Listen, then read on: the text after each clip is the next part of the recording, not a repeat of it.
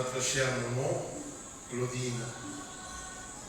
Et vous avez écouté successivement tout à l'heure quelques témoignages sur sa vie qu'elle a passée avec nous, mais aussi en compagnie de Jésus, Marie, Joseph et de son ami Padre Pio. Ça aurait pu être n'importe qui d'autre, mais le choix du Seigneur se pose sur la personne qu'il veut. C'est ainsi. On ne sait pas, ce n'est pas parce qu'elle a du mérite, c'est tout simplement qu'elle était là et qu'elle s'est fait disponible pour le Seigneur. Cette disponibilité pour le Seigneur reste fidèle dans son amour. Et c'est ce que moi je voudrais partager avec vous. J'aurais voulu faire 2 témoignages, mais je ne ferai qu'un seul. Ce qui m'importe le plus, ce sont les derniers moments de maman. Comme pour nous amener à comprendre combien le Seigneur est grand. Combien le Seigneur, la miséricorde du Seigneur est grande et couvre tout le reste de notre vie. Janvier 2023, maman a été diagnostiquée insuffisance rénale. Je dis à tous ceux qui veulent l'entendre et qui sont déjà passés à la maison, voyez l'humour de Dieu. Pour quelqu'un comme maman qui a passé toute sa vie à respecter mais scrupuleusement les règles d'hygiène, il fallait que ça lui arrive, insuffisance rénale, comme pour toute personne qui a passé sa vie à manger n'importe quoi, comme on le dit souvent.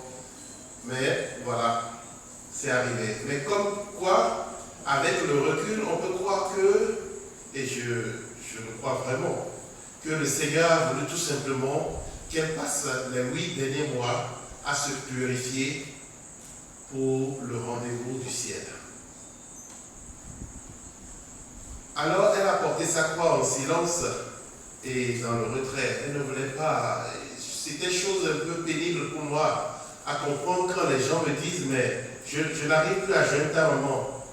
Et que maman dise laisse-les. Et qu'elle ne veuille pas forcément voir les gens. Ce n'était pas parce que tout simplement elle voulait faire du mal à quelqu'un. Non, elle évitait tout simplement que l'on s'apitoie sur elle ou bien que l'on ait mal pour elle. Elle veut porter sa croix discrètement. Et quand arrivent les derniers moments, vous allez voir 2 semaines avant son, pas 2 semaines, je vais dire 3 semaines avant son décès, elle a eu une crise encore. Je vous épargne le détail, mais j'ai dû la faire hospitaliser dans une clinique. Parce que dans une clinique privée, je me sens un peu plus à l'aise. Parce qu'il y a un service de suivi toutes les 30 minutes. Et je peux rentrer à la maison, peut-être me reposer avant de revenir. C'était ça. Mais maman n'aimait pas ça du tout. Elle n'aimait pas ce luxe, cet environnement où c'était coûteux pour nous, les enfants, de dépenser. Elle préférerait tout simplement rester à la maison, se faire soigner. Mais pour nous, les enfants, c'était une grâce que de pouvoir nous occuper de notre mère. Et ça ne comptait pas pour nous, les moyens qu'on pouvait mettre. C'est pour toi, maman, c'est pour que tu sois à l'aise. Regarde, il y a la télé, il y a la climatisation, il y a tout. Il y a des gens qui viennent te voir. Mais elle, non, elle ne voulait pas. C'était difficile. Et donc, elle est restée là, à contre-cœur. Puis, finalement, j'envoyais des images à Florentine qui était en Italie pour la rassurer. Et les médecins aussi me rassuraient. Et moi, j'étais optimiste. Je disais, maman va rentrer à la maison et puis c'est bon. ça ira.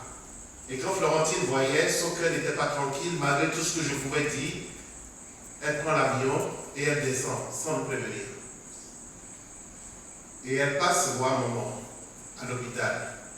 Cette fois-ci, l'hôpital le CNHU avait réclamé qu'elle revienne. Et le professeur Vigan voulait s'en occuper lui-même. Et il a bien fait. Puis, Florentine arrive et passe voir maman. Elle était contente de voir Florentine. Le sourire était revenu. Tout fonctionne. Florentine s'en va. Alors, maman confie à la petite demoiselle qui restait avec elle, Tatiana, lui confie ceci. Kene evi enverga fosogbe fifia et Rwanda Majo. Est-ce qu'on peut programmer sa mort? Je ne crois pas.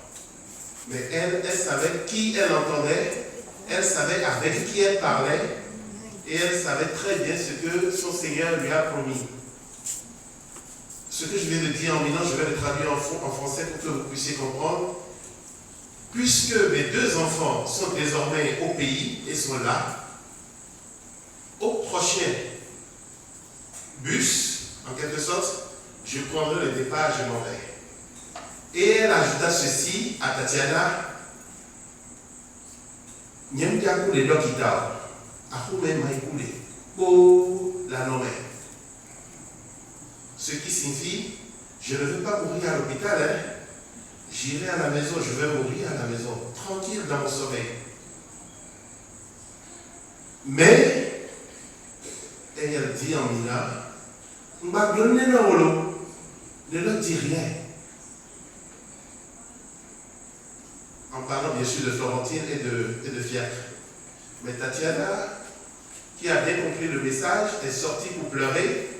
Et elle n'appelle pas Fiacre, elle n'appelle pas Florentine. Elle appelle plutôt Maoussi, mon épouse. Elle lui raconte tout en pleurant. Et Maoussi me dit ça, j'étais en voiture, on partait à un rendez-vous, et elle me dit ça, j'ai dit, oh c'est pas grave, laisse-la. Elle dit n'importe quoi. C'était pour la rassurer Maoussi, parce qu'elle est très sensible. Et on a continué. Effectivement, le docteur a pris soin de maman, tout s'est bien passé. Elle était désormais debout. Et elle a fait sa dernière dialyse, elle rentre. C'était le samedi. Elle rentre à la maison. Et puis, voilà, elle avait des spasmes, des maux de ventre à cause des reins. Et dans la nuit du samedi, déjà elle vient à la maison, elle dort un peu. Elle demande qu'on lui fasse un bon repas. Elle a demandé à Florentine, fais-moi du djongoli, je crois. Elle demandait n'importe quoi. Du djongoli. Elle dit, elle n'a pas ce qu'il faut pour faire du djongoli, mais elle lui a fait un bon repas sans tomates. Et elle était d'accord, elles se sont mis d'accord sur le repas à faire. Elle l'a fait, elle a mangé. Elle a beaucoup aimé. Elle a demandé qu'on lui prenne sa douche, que Florentine lui prenne sa douche. Elle lui a donné sa douche. Elle était très contente. Elle lui a dit, mets-moi le meilleur pyjama. Parce que Florentine lui avait amené des pyjamas d'Italie, voyez-vous. Elle dit, mets-moi mon plus bel habit. Elle lui a fait. Et puis, après, elle lui demande, fais-moi un câlin. Alors, elle a commencé à comprendre la lecture. Elle s'est dit, ouh, c'est difficile tout ça. Elle a fui le sujet. Elle préfère dire non, écoutez, la salle, il faut que je range tout. Elle fait ça, elle s'en va. Puis elle va se coucher. Et à peine elle s'est couchée que le Seigneur lui parle. Et lui dit, ta mère t'a demandé de lui faire un câlin. Et si c'était le dernier câlin? Vite, elle se réveille. Et elle pense en tout son courage, elle va là voir maman. Maman dormait. Elle n'a pas eu son câlin, mais elle dormait. Mais elle réveille maman et dit, maintenant je suis là, je vais te faire le câlin. Elle lui fait le câlin. Et là, c'est beaucoup de bisous, beaucoup d'amour partagé, beaucoup de bénédictions prononcées. Et elle lui dit, vraiment, elle lui confie ceci: ma fille, j'ai beaucoup souffert.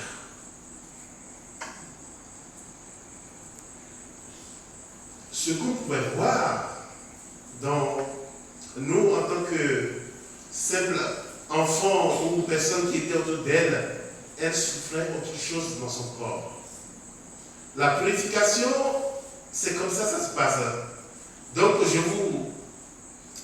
vous préviens, vous qui êtes amis de Dieu, si vous pensez que ça se passe comme on peut le dire un peu partout maintenant sur les radios, le bonheur, le machin, tout ça, méfiez-vous si vous approchez de Dieu.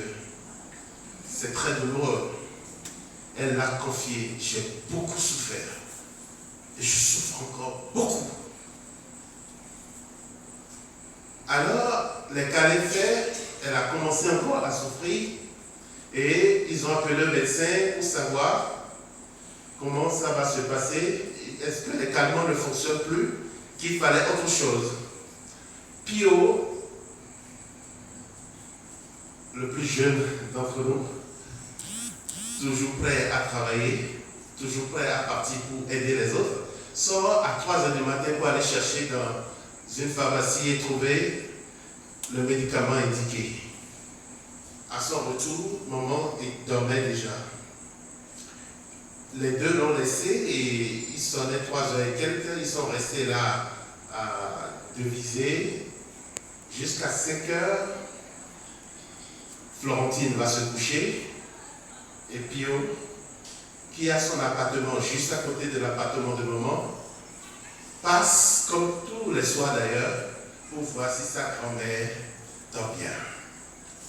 Alors, c'est là qu'elle était debout, elle était sur le lit, elle avait mal, lui a dit: assis-toi.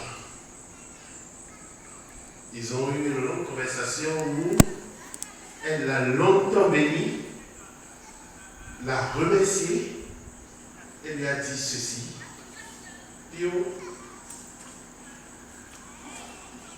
je vais partir. Lui, il a compris, il a dit: mais non, tu ne vas pas partir. Attention, je m'occupe de toi depuis janvier jusqu'à ce jour. J'ai toujours été là pour toi et tu m'as dit que tu veux laver mes enfants. Tu vas laver au moins un de mes enfants avant de partir. Je n'ai pas encore d'enfants, donc tu ne vas pas partir, tu vas rester là. Ah, je suis désolé, Pio, mais je vais partir. Et il lui a dit des bénédictions, beaucoup de bénédictions, et la remercier, surtout, parce que Pio a été là, les dialyses, c'est parfois dans la nuit, de 22h à 4h du matin, des heures pas possibles. Pour rester, c'était Pio qui était là, avec d'autres, Enoch. Je ne sais pas s'il est là ce soir. Oui, il est là, le jeune Enoch, avec Canus, voilà, qui restait dans la nuit. Et il les a remerciés, et puis maintenant, elle lui a donné des paroles pour Florentine, des paroles pour moi, Fiacre, son fils, pour moi aussi, mon épouse, pour Danielo, l'époux de Florentine, pour Pio et pour ma tante Clarisse. Et cette fois-ci, elle veut se coucher et dormir, mais elle demande à Pio de bien lui poser les coussins. L'a mis sur le côté avec tout ce qu'il faut. Et lui, avant de partir, a remarqué que le coussin de la tête n'était pas bien placé. Il l'arrange et elle était vraiment contente. Elle lui a dit: merci.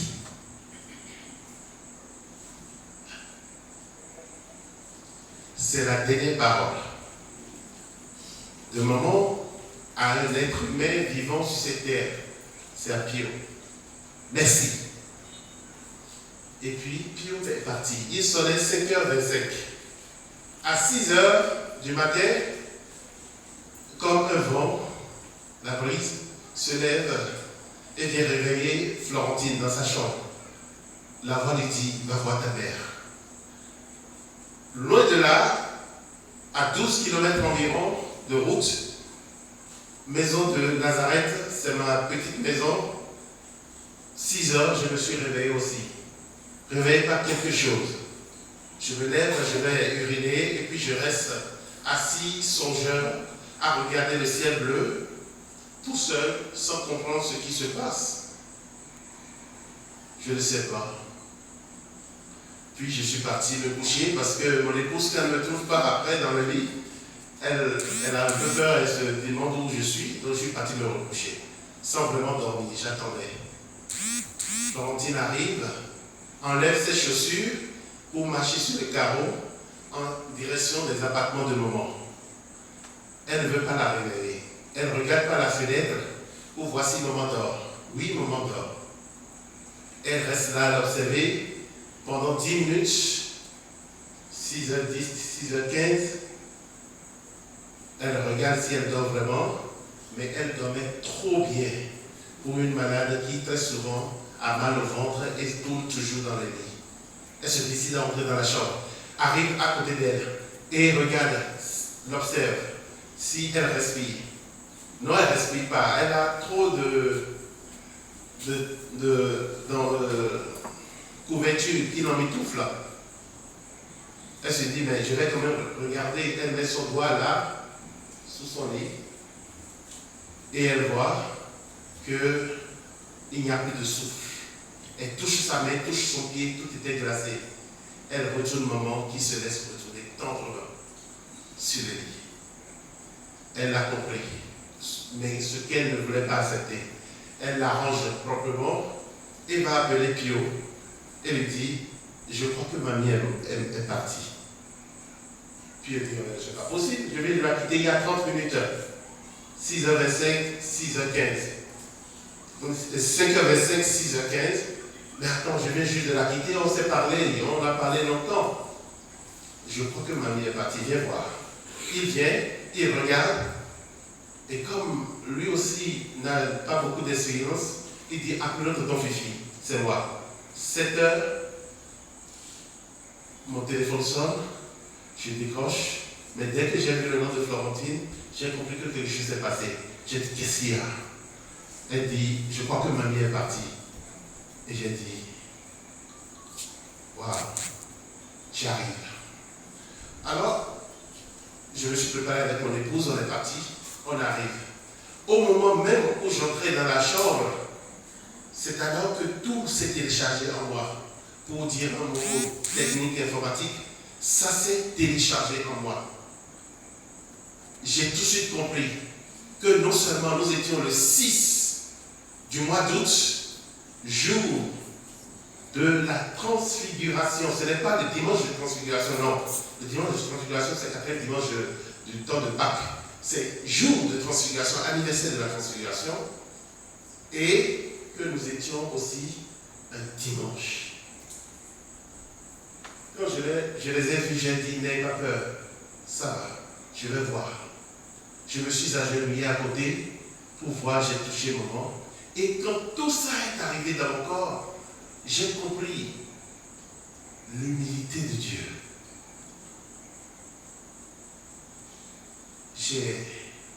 C'était plus fort que moi. Comment Dieu peut être aussi humble, mais penser à des gens, mais à une petite dame, une faible, quelqu'un qui, comme nous tous, était pécheresse.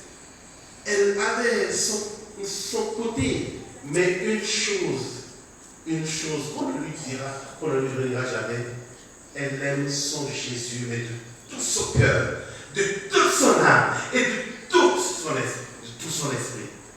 Ça, on ne peut pas lui arracher. Elle a été toujours fidèle. Elle n'a pas connu d'autre Dieu que Jésus-Christ. Et Dieu, malgré tous ses péchés, a développé toute la puissance et la richesse de sa miséricorde pour couvrir toutes ses fautes. Et a été exact à l'heure. Pile au moment de la transfiguration. Et c'est là qu'il fallait voir son visage. Elle était belle, resplendissante. Je l'ai prise dans mes bras, je l'embrassais, j'étais heureux. Mais la joie spirituel a couvert toute ma douleur. On peut perdre sa mère et pleurer beaucoup. Maman nous a toujours appris une chose. Et elle a toujours demandé ça à son Seigneur. Je veux mourir sans jamais être une peine pour mes enfants. Elle a obtenu. Je veux mourir dans ma maison. Le Seigneur a dit accordé. Je veux mourir dans ma chambre. Le Seigneur a dit accordé. Je veux mourir dans mon lit. Le Seigneur a dit accordé. Je veux mourir dans mon sommeil. Le Seigneur a dit accordé. Je dis alléluia. Et l'humilité de Dieu. Regardez